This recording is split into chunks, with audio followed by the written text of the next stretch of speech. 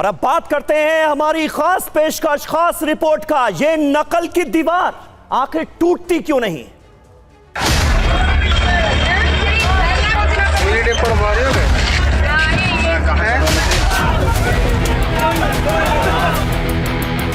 एक महिला की जगह एक पुरुष बैठा सब इंस्पेक्टर, और वो महिला पास हो गई और वो आरपीएफ में ट्रेनिंग कर रही है।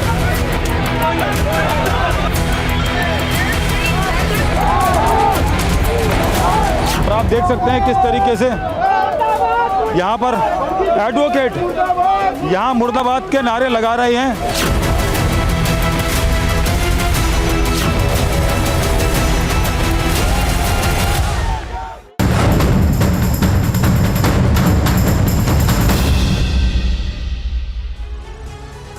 तो आपके साथ मैं हूं करुणा शंकर शर्मा, मेरे साथ मेरे सहयोगी समीर अब्बास भी मौजूद है। और आज का हमारा शो ना तो सियासी हलचल पर है और ना ही राजनीतिक दलों के समीकरण पर है।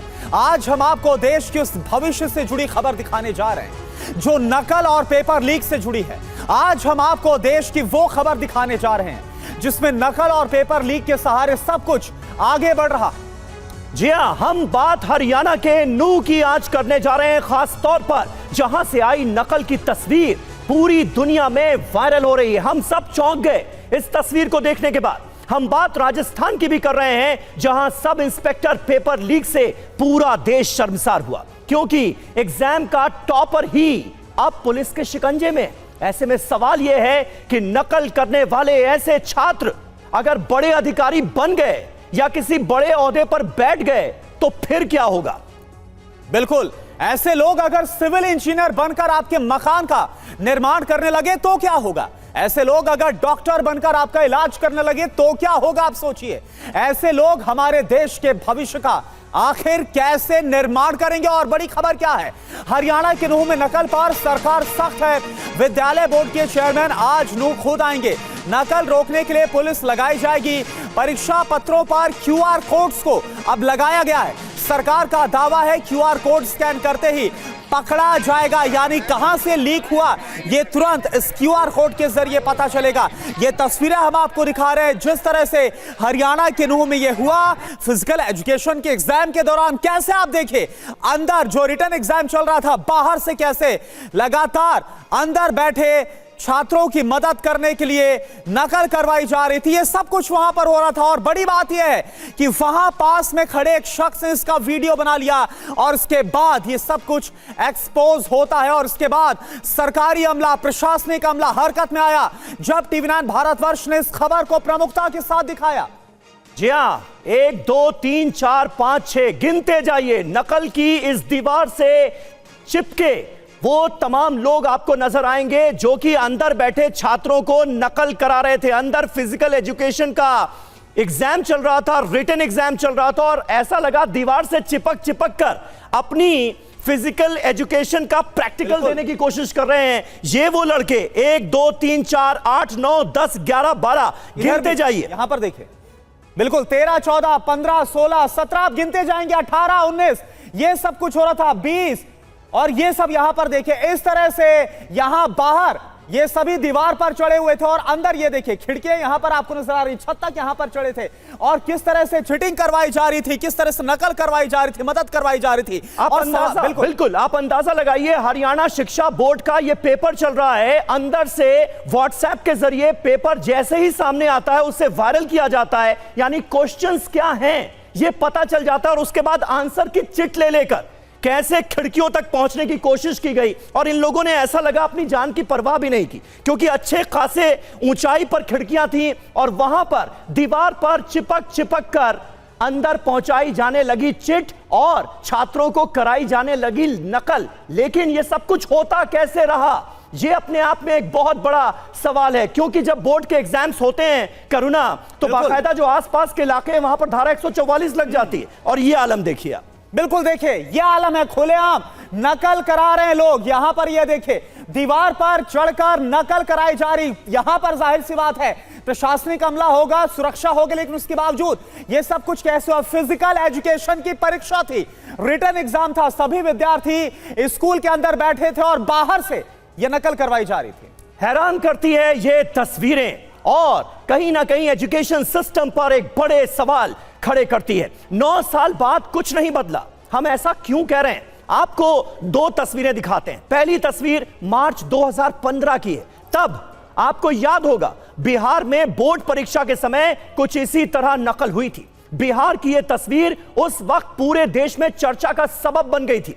9 साल बाद ठीक इसी तरह नकल का एक वीडियो हरियाणा से वायरल हुआ है, जिसमें लोग स्कूल की दीवारों पर चढ़ चढ़कर अपनी जान जोखिम में डालकर छात्रों को नकल कराते कैमरे में रिकॉर्ड हुए हैं। यानी 9 साल बाद भी देश की यह तस्वीर बदली नहीं है। बिहार से लेकर हरियाणा तक तस्वीर वही की वही है क्या? तो सोचिए, नकल से पास होने वाले इन छात्रों की तकदीर भला कैसे बदलेगी?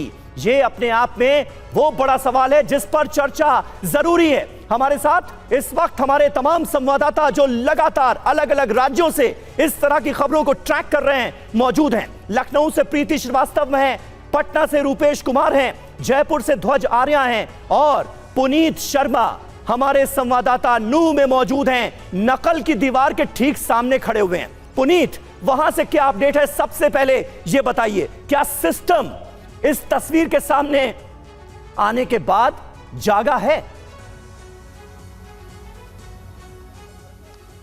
देखिए, पूरे देश से नकल को खत्म कर दिया गया एग्जाम्स में, ऐसा माना जा रहा था। लेकिन जिस तरीके से तावड़ू की ये खतरनाक खौफनाक तस्वीर सामने आई है, ये वाकई में लोगों के जहन में एक सवाल पैदा करती है कि क्या इस तरीके से इतनी आसानी से इतने फिल्मी अंदाज में भी नकल कराई जा सकती है, वो भी तब जब डिजिटल जमाना हो चुका है, जब सोशल मीडिया का जमाना हो चुका है और ये वीडियोस तमाम तरीके से वायरल हो सकते हैं। सबसे बड़ी बात यह कि स्कूल प्रशासन भी ये जोखिम उठाने को तैयार है। मैं आपको आपके सामने ये दिखा रहा हूं, ये जो रस्सी आपको लटकी हुई नजर आ रही है, इन रस्सियों पर बाकायदा जान जोखिम में डाल करके परीक्षार्थियों तक नकल पहुंचाई उनके दोस्तों ने, उनके मिलने वालों ने। आप सोचिए कि नकल कराने का कितना ज्यादा जुनून था वो इन लोगों के सर पर था कि ये 3 मंजिल तक ऊपर इस कदर रस्सी के सहारे चढ़ गए और उसके बाद नकल को पहुंचाया गया।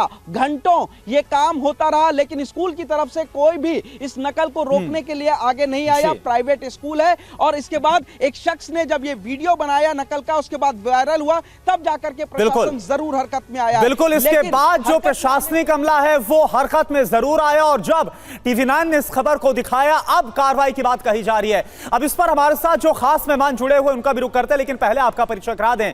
विक्रम सिंह, पूर्व DGP उत्तर प्रदेश के हमारे साथ हैं। सर, आपका स्वागत है। राकेश त्रिपाठी जो BJP के प्रवक्ता है, राकेश जी आपका भी स्वागत, और डॉक्टर अजय उपाध्याय जो कांग्रेस के प्रवक्ता है वो भी हमारे साथ जुड़ेंगे। लेकिन सबसे पहले विक्रम सर, मैं आपके पास आ रहा हूं। ये सब कुछ जो हो रहा था, ये तस्वीर कोई नई नहीं है। हमने इससे पहले बिहार की तस्वीर दिखाई, वाकई पहले भी सामने आए। हाल ही में यूपी का जो मामला निकल कर आया वो सामने आया, या फिर राजस्थान में SI भर्ती परीक्षा हो। आखिर ये सब कुछ होता कैसे अगर इतना कड़ा बंदोबस्त होता है? करुणा जी, समीर जी, ध्यान से सुने। ये एक संगठित अपराध है और सभी लाभान्वित हो रहे हैं।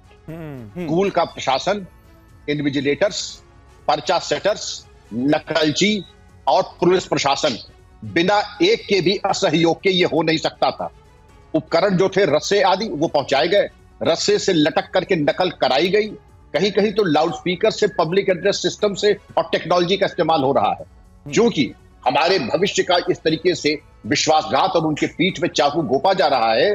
संगठित अपराध, पहले आप निर्णय कर लीजिए, आप इसको मिटाने के लिए गंभीर है या नहीं है। उत्तर आ रहा बिल्कुल गंभीर नहीं है, क्योंकि अगर आपने एक ऐसी कार्रवाई की होती तो ये जो रस्सी से लटक करके जहां हथेली पे चल रहे हैं, ये बिल्कुल वहां जाने का दुस्साहस नहीं करते।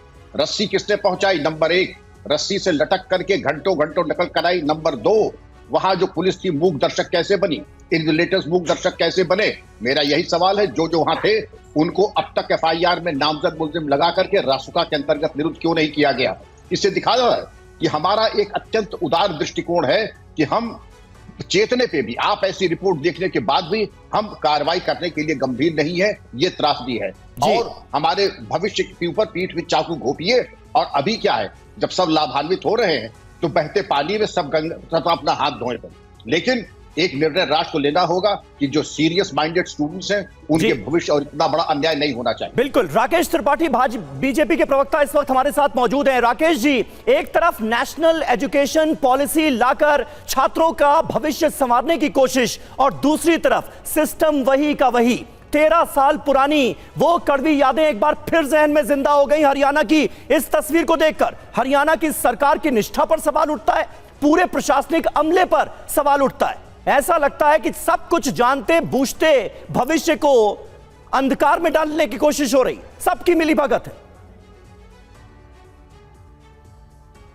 देखिए समीर, जब आपने शुरुआत इस बहस की और आपने कहा कि यह कोई राजनीतिक मुद्दा नहीं है, निश्चित तौर पर मैं आज इस बात को इसी के साथ जोड़ूंगा कि ये नकल की दीवार भविष्य के मार्ग में, विकास के मार्ग में एक दीवार खड़ी कर रही है। निश्चित तौर पर बहुत चिंता उत्पन्न करती है इस तरह की तस्वीरें। मैं अपेक्षा करता हूं कि हरियाणा का प्रशासन इस मामले में बहुत गंभीरता से, कठोरता से कार्रवाई करेगा। मैं विक्रम सिंह जी की बातों से पूरी तरह से सहमत हूं और याद दिलाऊंगा आपको कि उत्तर प्रदेश में जब कल्याण सिंह जी उत्तर प्रदेश के मुख्यमंत्री बने थे तो एक नकल विरोधी अध्यादेश लेकर के आए थे जिसमें कठोरता इस बात की रखी गई थी कि परीक्षा सेंटर्स पर ही तुरंत हथकड़ी लगा करके गिरफ्तारी की जाए। राजनाथ सिंह जी उस समय उच्च शिक्षा मंत्री थे। हालांकि इस निर्णय की बहुत आलोचना हुई थी और देश भर में इस बात को लेकर के बहस हुई थी कि क्या विद्यार्थियों के प्रति इतना कठोर रवैया रखा जा सकता है। लेकिन उत्तर प्रदेश के उस अध्यादेश ने उत्तर प्रदेश की तस्वीर में एक बदलाव किया था। याद करिए कि मुलायम सिंह यादव जी के शासनकाल में जैसे सपुस्तकीय परीक्षा, सामूहिक नकल हुआ करती थी और नकल एक अधिकार विद्यार्थियों के लिए बन गया था। इसीलिए उत्तर प्रदेश में जब योगी आदित्यनाथ जी, लेकिन आप छात्रों को जेल भिजवाने की बात कर रहे हैं अगर वो नकल करते हुए पकड़े गए, लेकिन मैं सिस्टम सुधारने की बात कर रहा हूं। एक परीक्षा केंद्र से बोर्ड की परीक्षा के दौरान पेपर आते ही व्हाट्सएप पर पेपर वायरल कैसे हो जाता है? कहीं ना कहीं पूरे सिस्टम को सुधारने की जरूरत है ना। मैं बिल्कुल सहमत हूं इस बात से। देखिए, जितनी ज्यादा डिजिटल टेक्नोलॉजी का इस्तेमाल किया जा रहा है कि परीक्षाएं कितनी पारदर्शी और शुचिता से कराई जाएं, उतनी ही ज्यादा इस डिजिटल टेक्नोलॉजी का इस्तेमाल करके ये जो व्यवस्था में सेंध लगाने वाले लोग हैं ये भी उसी का इस्तेमाल करते हैं। निश्चित तौर पर ये गंभीर चुनौती है, लेकिन मैं इस बात के लिए आश्वस्त कर रहा हूं, जैसा राजस्थान में हुआ है वैसा भारतीय जनता पार्टी शासित राज्यों में बिल्कुल इस व्यवस्था में और सिस्टम में जो सेंध लगा रहा है, इसको जो खराब कर रहा है, आखिर इसे कैसे दुरुस्त किया जाएगा, बड़ा सवाल है। क्योंकि लगातार ये मामले आ रहे हैं सामने। डॉक्टर एच उपाध्याय का भी हम लोग करेंगे, लेकिन इस बीच राजस्थान एसआई पेपर भर्ती लीक मामले को लेकर बड़ी खबर आपको बता दें। राजस्थान एसआई पेपर भर्ती लीक को लेकर यह बड़ी खबर है। पेपर लीक में और आरोपियों की हो सकती है गिरफ्तारी। अभी तक टॉपर समेत 14 ट्रेनी सब इंस्पेक्टर गिरफ्तार हुए, यानी 14 जो थानेदार हैं उनको गिरफ्तार किया गया। 6 दिन के पुलिस रिमांड पर ये सभी आरोपी हैं जिनको गिरफ्तार किया गया। गहलोत सरकार में 2021 का पूरा मामला और अभी तक 14 ट्रेनी सब इंस्पेक्टर गिरफ्तार किए गए। और बड़ी बात यह कि इसमें यह भी खबर निकलकर सामने आ रही है कि इनमें से जो एक आरोपी है वो नागौर में जो डीएसपी है उनका बेटा भी है जो कि आरोपी निकलकर सामने आ रहा है। तो सवाल यह है कि अगर सिस्टम के इतना करीब कोई आरोपी होगा तो कैसे यह सब कुछ ठीक हो पाएगा।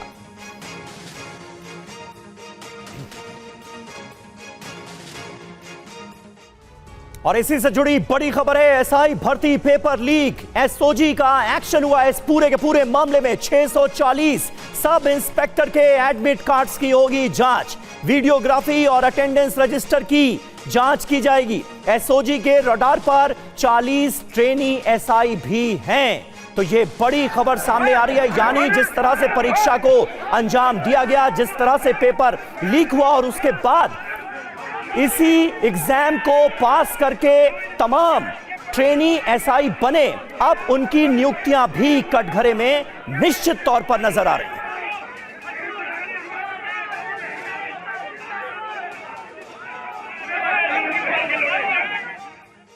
तो ये उस वक्त की तस्वीरें भी हमने आपको दिखाई जब कुछ ट्रेनी एसआई जिन्हें आरोपी के तौर पर कोर्ट में लाया गया था उनकी वहां पर पिटाई कर दी गई। आइए आपको राजस्थान एसआई पेपर लीक के बारे में तफसील से जानकारी देते हैं। राजस्थान एसआई पेपर भर्ती लीक, ये पूरा मामला है क्या, कैसे हुआ खुलासा? स्पेशल ऑपरेशन ग्रुप ने इसका खुलासा किया। भर्ती परीक्षा में पेपर लीक का दावा किया गया। जांच के दायरे में परीक्षा के टॉपर भी आए। टॉपर समेत 14 ट्रेनी सब इंस्पेक्टर पकड़ लिए गए। 6 दिन की पुलिस रिमांड पर गिरफ्तार आरोपियों को भेजा गया है। गिरफ्तार आरोपियों की संख्या अभी और बढ़ सकती है जिस तरह से नई नई जानकारियां इस पूरे मामले में सामने आ रही। 2021 में एसआई भर्ती परीक्षा आयोजित की गई थी और यह पेपर लीक कैसे हुआ, यह अपने आप में बहुत बड़ा सवाल है जिसकी तफ्तीश जारी है। हमारे सहयोगी ध्वज आर्या इस वक्त हमारे साथ मौजूद हैं। ध्वज, क्या और डिटेल्स इस पूरे मामले से जुड़ी हुई सामने आई हैं? एसओजी का एक्शन तो लगातार हम देख रहे हैं, हासिल वसूल अब तक की इन्वेस्टिगेशन का क्या है? देखिए, एसओजी का जो एक्शन हुआ है, जैसा कि हम बात कर रहे थे कि कहीं ना कहीं सिस्टम पर सवाल उठते हैं। एसओजी का एक्शन 3 साल बाद हुआ, यानी कि 2021 में ये इस परीक्षा का आयोजन हुआ और 752 जो पद थे उनमें 640 जो एसआई थे उनकी भर्ती की गई और उसके बाद में जब इनकी भर्ती की गई तो उसके बाद में 3 साल बाद ये खुलासा होता है कि ये जो भर्ती परीक्षा थी इसमें पूरा घोटाला हुआ है, यानी कि 640 एसआई राजस्थान में फर्जी तरीके से आए हैं, ये एसओजी का मानना है। और खुद किरोड़ी लाल मीणा भी, जो कि यहाँ कैबिनेट मंत्री हैं, वो ये दावा कर चुके हैं ये संख्या 250 के आसपास जाएगी। और जिस तरीके से 250 के पार जाने की उन्होंने जो है घोषणा की, उन्होंने जो ये जानकारी दी है, तो कहीं ना कहीं ये लग रहा है कि ये पूरी भर्ती परीक्षा ही कैंसिल होनी चाहिए। जिस तरीके से इसमें टॉपर का इन्वॉल्वमेंट था, जिस तरीके से जो पुलिस अधिकारियों के जो बेटे थे उनका इन्वॉल्वमेंट था, ये साफ तौर पर जाहिर है कि ये बिल्कुल इसके तार कहां तक जुड़े हो। और जो सवाल सिस्टम को लेकर, प्रशासन को लेकर उठा, उसके बाद ये सवाल और भी ज्यादा पुख्ता होते नजर आते हैं। डॉक्टर अजय उपाध्याय, मेरा सवाल आपसे, क्योंकि जब गहलोत सरकार थी उस दौरान ये एसआई भर्ती पेपर लीक का मामला सामने आया और जिसका जिक्र अभी विक्रम सर की तरफ से भी किया गया कि ये कुछ ऐसा मामला नहीं है कि कुछ छात्र या फिर वहां पर जो एग्जामिनेशन सेंटर में कोई मौजूद है उसकी मिलीभगत से ये हो रहा है। जो खुलासा हो रहा है एसआई भर्ती पेपर लीक मामले में, उसमें यह तक कहा जा रहा है कि पुलिस उपाधीक्षक है उसका बेटा तक इसमें शामिल है। जो भी इसमें शामिल है उनको कड़ी से कड़ी सजा सरकार को देनी चाहिए। 2021 में जब ये घटना हुई थी, जिस तरह से पेपर लीक हुआ था, सरकार ने बीकानेर से कई लोगों को गिरफ्तार किया था, कोर्ट में मामला भी चल रहा था और अभी भी जांच की प्रक्रिया जारी थी। कहीं ना कहीं कल और 2-3 दिन पहले से जो घटनाएं घट रही हैं पूरे देश में, बल्कि पिछले महीने से उत्तर प्रदेश और अन्य राज्यों में, और जिस तरह से नौजवानों का एक बड़ा हुजूम पूरे राज्य में इस भर्ती प्रक्रिया के पेपर लीक के मामले को लेकर आक्रोशित हैं। उत्तर प्रदेश हो, उत्तराखंड हो, अन्य राज्य हो, राजस्थान की भी मैं बात करना चाहूंगा, चाहे वो पिछली सरकार की बात हो या इस सरकार की। तो एक कार्रवाई जरूर राजस्थान सरकार ने आनन फानन में किया, क्योंकि राज्य सरकार को बने भी बहुत ज्यादा दिन नहीं हुआ है। लेकिन ये भी सच है कि उत्तर प्रदेश की तो घटनाएं लगातार घट रही हैं, पूरा देश देख रहा है, उत्तराखंड में पूरे देश देख रहा है किस तरह के हालात हैं। तो ये कहीं ना कहीं आप मुद्दे से भटकाने के लिए ये राजनीति मत कीजिए, राजनीति करना। राजनीति की तो अभी तक किसी ने कोई बात ही नहीं की थी डॉक्टर अजय उपाध्याय। सबको पता इससे पहले हमने हरियाणा की खबर दिखाई, तब आप जुड़े नहीं थे हमारे साथ, फिर हमने राजस्थान की खबर सुनाई। अब आप मुझे ये बताइए, एक तो सरकारी नौकरियों का वैसे ही देश में अकाल पड़ा हुआ है, सरकारी नौकरियां जब निकलती हैं तो पेपर लीक हो जाता है, फिर से री एग्जाम की तैयारियों में जुटना पड़ता है आम छात्रों को, आम स्टूडेंट्स को, कईयों की तो उम्र ही निकल जाती है। ये सिस्टम है हमारे देश का। ये सरकारें इतनी नाकाम क्यों हो रही हैं? राजस्थान की सरकार की जो नाकामी रही इस पेपर को कराने में, उसकी जिम्मेदारी कौन लेगा? आज तो ट्रेनी एसआईज जो हैं अब उनकी नौकरी पर बनाई है, सबको गिरफ्तार किया जा रहा है, कौन लेगा इसकी जिम्मेदारी? अरे भाई, राजस्थान की सरकार की जिम्मेवारी तो जनता ने ले लिया। उत्तर प्रदेश की जिम्मेवारी के लिए क्या आप लोग आंख में पट्टी बांध रखे हैं? ये सारा कहानी और नाटक नौटंकी आपने इसलिए शुरू किया है क्योंकि सरकार कटघरे में है। मोदी जी की सरकार पर प्रश्न नहीं डॉक्टर अजय उपाध्याय, देखिए सवाल फिर से ये है कि यहाँ पर बात सियासत की या राजनीति की नहीं हो रही है। प्रीति, हम आपका रुख करते हैं क्योंकि यहाँ पर जिक्र देखिए सियासत का नहीं हो रहा, राजनीति का नहीं हो रहा, और लेकिन सवाल यह है कि आखिर वो छात्र जो कि भविष्य बनाने के लिए जाते हैं एग्जाम, और अभी हमने देखा प्रीति कि लखनऊ में किस तरह से हुआ था जब वहां पर पेपर लीक के बाद जमकर हंगामा हुआ और सरकार की तरफ से ऑर्डर दिए गए कि एक बार फिर से 6 महीने के भीतर परीक्षा की जाएगी। लेकिन सवाल यह है कि इसके पीछे जो कल्प्रेट है, असली गुनहगार है, वहां तक की कड़ी कहां तक पहुंची है? बिल्कुल, मैं आपको बता दूं दूं कि जिस तरीके से पेपर लीक की घटना उत्तर प्रदेश में हुई थी और उसके बाद कड़ी कार्रवाई की गई थी, एसटीएफ ने कुछ लोगों को गिरफ्तार भी किया है और आगे भी लोगों की गिरफ्तारी जो है वो लगातार जारी है। जिस तरीके से यहाँ पर पेपर लीक हुआ था और उसके बाद में जो पुलिस भर्ती निकली थी, 60,000 के लगभग जो वैकेंसियाँ निकली थी, सबसे बड़ी भर्ती उत्तर प्रदेश की मानी जा रही थी। और जिस तरीके से पेपर लीक हुआ उसके बाद पूरी परीक्षा को कैंसिल किया गया। उसके बाद एसटीएफ ने उस पर जाँच की और कई लोगों को अरेस्टिंग हुई है और कई लोग अभी पुलिस की रडार पर है। बच्चों ने यहाँ पे 2 दिन तक प्रदर्शन किया था और प्रदर्शन करने के बाद में सीएम ने संज्ञान लेते हुए उस पूरी परीक्षा को रद्द कर दिया था। और अभी जो लेटेस्ट अपडेट है, अभी 2 दिन पहले जो भर्ती बोर्ड की जो डीजी थी रेणुका, उनको भी प्रतीक्षा रद्द कर दिया गया है, उनको भी हटा दिया गया है, उनको भी साइडलाइन कर दिया गया है। नए जो अधिकारी हैं वो कुर्सी पे बैठ चुके हैं और पूरी जो भर्ती बोर्ड की जो प्रक्रिया थी कि किस तरीके से पूरा पेपर लीक हुआ, क्योंकि पेपर लीक होने के बाद में जो छात्र पूरे साल मेहनत करते हैं, मेहनत के साथ एग्जाम देते हैं और इस तरीके से जब पेपर लीक हो जाता है या परीक्षा कैंसिल हो जाती है तो उनका जो भविष्य है वो पूरी तरीके से खराब हो जाता है। यही बात है। और परीक्षा को कैंसिल करवाने के लिए भी यूपी में, लखनऊ में हजारों छात्रों को राकेश त्रिपाठी जी सड़क पर उतरना पड़ा। उसके बाद परीक्षा कैंसिल हुई और परीक्षा कैंसिल करके भी इन छात्रों पर कोई एहसान तो कर नहीं दिया गया। मतलब उनकी पूरी मेहनत, वो पेपर देने गए, एग्जाम हुआ, पेपर लीक हो गया, अब जांच शुरू हो गई है, अब फिर पेपर कब होगा इसका अंदाजा नहीं है। मतलब छात्रों का भविष्य जो है उसके साथ लगातार खिलवाड़, ये नहीं है तो और क्या है। पहले ही कहा था कि इस बात को लेकर के सियासत नहीं होनी चाहिए। हालांकि आज उपाध्याय जी ने कुछ सियासत वाली बातें जरूर कही हैं, मैं अंतर बताता हूं। लेकिन भारतीय जनता पार्टी की सरकार होगी, अगर कहीं पेपर लीक की सूचना मिलती है, उत्तर प्रदेश की सरकार ने इसके लिए बाकायदा टेलीफोन लाइन नंबर जारी किए कि अगर आपके पास किसी प्रकार के कोई सबूत साक्ष्य हैं या कोई ऑब्जेक्शंस हैं, कोई संदेह उत्पन्न होता है तो आप सूचित करें। उत्तर प्रदेश की सरकार ने स्वीकार किया कि हाँ पेपर लीक हुआ है और हम इसको ठीक करने का काम करेंगे। 6 महीने के भीतर भीतर हम दोबारा परीक्षा आयोजित करेंगे। हमने उसको रद्द करने का काम किया है। राजस्थान में पेपर लीक हुआ, पेपर लीक तो छोड़िए, सामूहिक तौर पर, संगठित तौर पर सरकार के प्रोत्साहन से, सरकार के संरक्षण में फर्जी प्रकार से भर्तियां होती रही। लोग चीखते रहे, चिल्लाते रहे, लेकिन सरकार मौन रही क्योंकि सरकार का संरक्षण था। और आज जब राजस्थान में भारतीय जनता पार्टी की सरकार बनी है तो हमने उसकी जांच करना प्रारंभ किया है। उत्तर प्रदेश में भारतीय जनता पार्टी की सरकार बनने से पहले समाजवादी पार्टी की सरकार में शिक्षकों की भर्ती में ऐसे ही घपले घोटाले किए गए थे। 40,000 से ज्यादा शिक्षकों की भर्ती को लेकर के आज जांचें चल रही हैं और हजारों शिक्षक बर्खास्त किए गए हैं। हम इस बात को दावे के साथ कह सकते हैं के बयान पर मुझे ताज्जुब हुआ डॉक्टर अजय, भर्ती प्रक्रिया जब छात्रों के भविष्य से जुड़ी खबरें चल रही हैं, उसमें यूपी भी शामिल है, हरियाणा भी शामिल है, राजस्थान भी शामिल है, तो आपको यह नौटंकी लग रही है?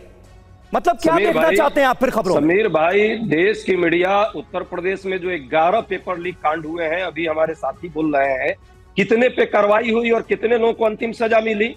जब छात्रों, लाखों छात्र सड़कों पर आए हैं तो दबाव में सरकार है, सरकार को लग रहा है कि चुनाव में उसको हानि होगी, इसलिए जाकर के जबरदस्ती ये दिखावे की कार्रवाई कर रही है। अभी तक कान पे तेल डाल के सोई हुई है। क्या कर रही थी उत्तर प्रदेश की सरकार? लेकिन जब नाटक नौटंकी दिखाना है मीडिया को तो एक कंपैरिजन की पॉलिटिक्स कर रही है और राजस्थान को जोड़ने का। राजस्थान मतलब राजस्थान मायने नहीं रखता आपके लिए? फांसी की सजा दी, राजस्थान में जो हो रहा है उसको छोड़ दिया जाए, सिर्फ हरियाणा और यूपी की खबर दिखाई जाए, आप ये कह रहे हैं? फांसी की सजा, क्योंकि वो आपकी सरकार के दौरान हुआ। लेकिन ये एक तरह से बचाने की रणनीति जो है मीडिया की। उत्तर प्रदेश सरकार जब बेनकाम हो रही है, ये जवाब है और इस जवाब को जिम्मेदारी भरा माना जाए ना डॉक्टर अजय आपके हिसाब से? तो पूरा देश जो देख रहा है कि आप लोग क्या कर रहे हैं। ठीक है, आप लोग कहीं ना अजय उपाध्याय ये स्वीकार करिए, ये देश के युवाओं के भविष्य से जुड़ा मामला है। आज हमने शो में सबसे प्रमुखता के साथ जिस खबर को हाईलाइट किया वो नूह की खबर है, हरियाणा की खबर है, जहां पर बीजेपी की सरकार है। तो आप ऐसा मत बोलिए कि किसी एक खास राज्य या फिर किसी एक खास सरकार को लेकर ये खबर दिखाई जा रही है। आएंगे आपके पास, लेकिन पेपर लीक जो बार बार ये घटनाएं सामने आ रही है, एक बड़ा अपराध है, लेकिन इस अपराध की वजह से कैसे हजारों लाखों छात्रों का भविष्य अधर में लटक जाता है, ये कुछ आंकड़े आपको हम दिखा रहे हैं। पेपर लीक, अधर में भविष्य। 7 साल में क्या हुआ? 70 पेपर लीक के जो मामले हैं वो सामने और 1.5 करोड़ छात्र सीधा इससे प्रभावित हुए हैं। समीर, बिल्कुल 1.5 करोड़ छात्रों पर इसका सीधा असर पड़ा और हर साल 3 करोड़ छात्र तैयारी करते हैं, दिन रात एक करके तैयारी करते हैं, पेपर देने जाते हैं। प्रतियोगी छात्र एक साल में 2 लाख करोड़ खर्च करते हैं अपनी तैयारियों पर और उसके बाद पेपर देने जाते हैं तो यह अंजाम होता है। क्या हमारे छात्र, हमारे देश का भविष्य यही डिजर्व करते हैं? ये एक बहुत बड़ा सवाल है। रूपेश कुमार हमारे साथ मौजूद हैं और रूपेश, सालों पहले की बिहार की वो तस्वीरें भी हमने दिखाई, तब से लेकर अब तक कुछ बदला है क्या, या फिर कहीं ऐसा नहीं होगा कि एक और दीवार की तस्वीर सामने आएगी नकल की और फिर रहस्योद्घाटन होगा कि अभी भी वो सिलसिला जारी है? देखिए, नूह की जो ये तस्वीर आई है, आज भले ही देश भौचक है लेकिन बिहार भौचक नहीं है। लेकिन बिहार में 2015 की एक तस्वीर आई थी, तब देश चौंक गया था, लेकिन उस वक्त भी बिहार नहीं चौंका था क्योंकि 2015 में तस्वीर सामने आई थी, वरना ये मुकद्दर था बिहार का। 90 के दशक से लेकर और लगभग कल तक की अगर बात करें तो यही तस्वीर थी। परीक्षाएं होती थी, नकल एक संस्थागत, एक व्यवस्थागत रूप ले चुका था। परीक्षार्थी मैट्रिक की परीक्षा देने के पहले परीक्षार्थी अपनी तैयारी करते थे, अभिभावक अपनी तैयारी करते थे, कौन पर्चा बनाएगा, कौन क्वेश्चन पेपर बाहर लेकर आएगा, कौन पुर्जी बनाएगा, कौन चारदीवारी फांदेगा, कौन स्पाइडरमैन बनेगा, कौन सुपरमैन बनेगा, कौन खिड़की पर लटकेगा। बिहार सरकार ने कई उपाय किए, लेकिन तू डाल डाल मैं पात पात, बापू परीक्षा परिसर तक बनाया गया। बिहार के छात्र जब अपना सर्टिफिकेट लेकर दिल्ली विश्वविद्यालय जाते थे, वहां उनका सर्टिफिकेट फेंक दिया जाता था। बिहार सरकार को एक अधिकारी को नियुक्त करनी पड़ी। न्यूयॉर्क टाइम्स में वो तस्वीरें छपती थी कि ये इंडिया के स्पाइडरमैन हैं। लेकिन आज भी अगर आप देखें तो पिछले साल जब मैट्रिक बोर्ड के लिए प्री सेंटअप एग्जामिनेशंस हुए, उसमें छात्र अंदर किताबें लेकर के बैठे और कई बिल्कुल, और वैसे स्पाइडरमैन की तस्वीरें आज भी निकलकर सामने आ रही है जहां पर दीवार को लांघने की, फाड़ने की कोशिश की जा रही है। और विक्रम सर, सवाल यही है जो अभी आपने सुना डॉक्टर अजय उपाध्याय को या फिर जो भी हमारे साथ खास मेहमान मौजूद हैं, जब तक इसे राजनीतिक चश्मे से देखा जाएगा, जब तक ये सब कुछ एक सियासी नौटंकी करार देने की कोशिश की जाएगी, तो आपको लगता है कि सिस्टम में सुधार हो पाएगा? अभी आप सुन रहे थे हमारे और पैनलिस्ट को। करुणा जी और समीर साहब, आपका उद्वेलित होना और दुखी होना स्वाभाविक है। मैं भी दुखी हूं, हमारे विद्वान पैनलिस्ट भी दुखी हैं। ये एक राष्ट्रीय आपदा है जो राष्ट्र को घुन की तरह खाए जा रहा है। जिन विद्यार्थियों की पीठ में चाकू घोंप के उनके भविष्य के साथ खिलवाड़ हुआ होता। मेरे 3 सवाल है, ये कोई रॉकेट साइंस नहीं है। जो पुलिस अधिकारी वहां पर थे ड्यूटी पे, उनको बर्खास्त क्यों नहीं किया गया? नंबर 2, फास्ट ट्रैक कोर्ट में डाल करके उनको सजा क्यों नहीं 3 महीने में कराई गई? जो कॉलेज का प्रशासन था, जो इन्विजिलेटर थे, उनको जेल भेज के उनके ऊपर रासुका क्यों नहीं लगाई गई? ये देखिए, इतना उदार दृष्टिकोण हम अपना रहे हैं क्योंकि हम मिले हुए हैं, हम लाभान्वित हो रहे हैं। हमारे कंठ से आवाज नहीं निकलेगी क्योंकि जब हम बराबर के डकैती के हिस्सेदार हैं तो मेरे अंदर वो नैतिक साहस नहीं है और फिर हम राजनीति ले आएंगे। राजनीति नहीं, ये राष्ट्र के ऊपर बहुत बड़ा कलंक है। समीर, बिल्कुल, निश्चित तौर पर आप सबका बहुत बहुत शुक्रिया। लेकिन हमारे सहयोगी पुनीत शर्मा इस वक्त नूह से हमारे साथ मौजूद हैं और सिस्टम पर करारी चोट करते हुए नकल के फर्रे उनके हाथ में मौजूद हैं। पुनीत, आज ब्रेक हम नहीं लेंगे, इन्हीं नकल के फर्रों के साथ ब्रेक आप लीजिए।